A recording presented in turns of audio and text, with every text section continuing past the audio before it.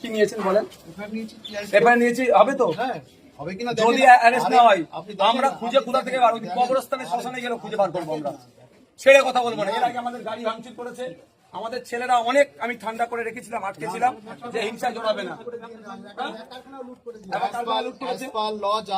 বোমাবাজি করেছে ওরা।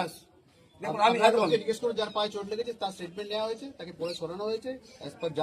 দেখুন আপনাদের উপরে ভরসা আছে বলেই বলছি, যদি মনে হয় যে না এরকম ভাবে চলতে থাকবে তাহলে আমাদেরকে ব্যবস্থা নিতে হবে। না পুলিশ নিরপেক্ষ আছে, পুলিশ কমপ্লেন পাওয়া মাত্র ওখানে মুভ করেছে। মুভ তো করবে, 100বার করতে হবে, কিন্তু যারা যে করছে দুষ্কৃতি তাকে ধরা হবে। তারা বোম নিয়ে এখানে ঘোরাঘুরি করছে, দেখুন এখানে ঘোরাঘুরি করছে। আমি যতটুকু পেরেছি, যেখানে অব্দি গেছি আমি। আর বলুন যদি না আপনি ধরতে পারেন আমরা ধরে দিচ্ছি।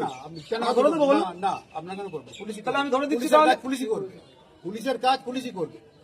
দেখুন যদি মনে হয় যে জিনিসটা আপনি কন্ট্রোলে রাখতে চাইছেন তাহলে আমি আপনাকে বলছি আমাদের যারা ছেলেপুলে ইভেন আমি কন্ট্রোল আপনাকে সাথ দিতে পারি। আর যদি মনে হয় যে আইন মেনে অবশ্যই, যদি মনে হয় যে না এইটা যেটা চলছে চলুক, কালকে চলে যাবে শুধু এফআইআর করে দেবো আর ওদেরকে আবার ভিতর থেকে জামিনের ব্যবস্থা হয়ে যাবে পিছনে কেসটাতে, তাহলে কিন্তু আমরা ছাড়বো না। আইনের মতোই চলবে, আইনের মতোই চলবে। আমি আপনাকে বলছি আমার ইচ্ছে চলবে না, ঠিক আছে?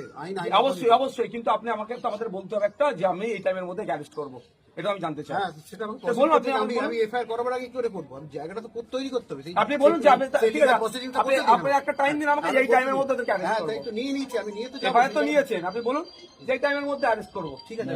আর যদি বলেন এই টাইমের মধ্যে না দেন তাহলে সেখানে চলুন আমরা গিয়ে রাস্তায় বসছি, আমরা বাসন জায়গার সামনে গিয়ে বলছি। তাহলে বলুন ঠিক আছে, আপনি আমাকে টাইম দেন, আপনি আমাকে টাইম দেন।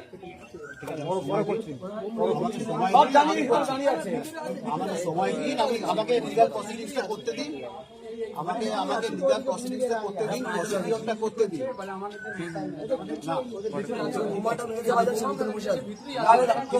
আপনি তো ঠিক আছে তো আমি করবেন না, ওর নামে অভিযোগ আছে, ওর নামে আমি অভিযোগ করেছি, আপনি ধরবেন না, ওর নামে তো অভিযোগ করা আছে, ও বোমার নামে আমি করছি বলে আপনি করছেন। আমি বোমের মতো এত বড় কথাটা শুনুন, এক্সপ্লোসিভ কেস আপনি তাকে ছেড়ে দেবেন?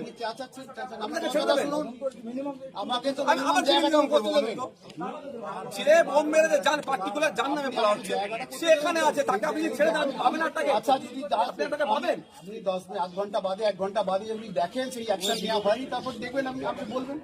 আপনি যার নামে অভিযোগ, সবার নামে তো বলছিলেন না, লেজিটিমেট টাইম দুটো দেবেন। আপনি সবার নামে বলছেন না, যার নামে অভিযোগ যে বোম চুরিতে সে এখানে আছে। সাহেব আমাকে তাহলে আপনি আমাকে অপরচুনিটি দেওয়ার আগে কি করে বলছেন চার্জ করছেন? আমাকে অপরচুনিটিটা দিন, আমি অ্যাকশন নিই কি নিই না তারপরে আমাকে বলবেন তো।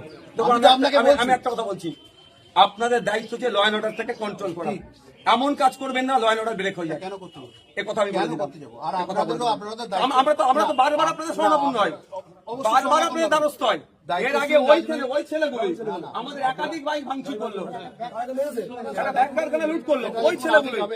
আমি কমপ্লেন পাওয়ার পর আমার মতো ব্যবস্থা।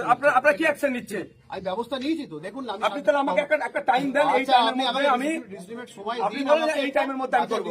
সময় দিন, আপনি বলুন যে সন্ধ্যে 6টা 7টার মধ্যে আমি ব্যবস্থা নেবো, একটা বলুন ব্যবস্থা বলুন, আপনার টাইম বলুন।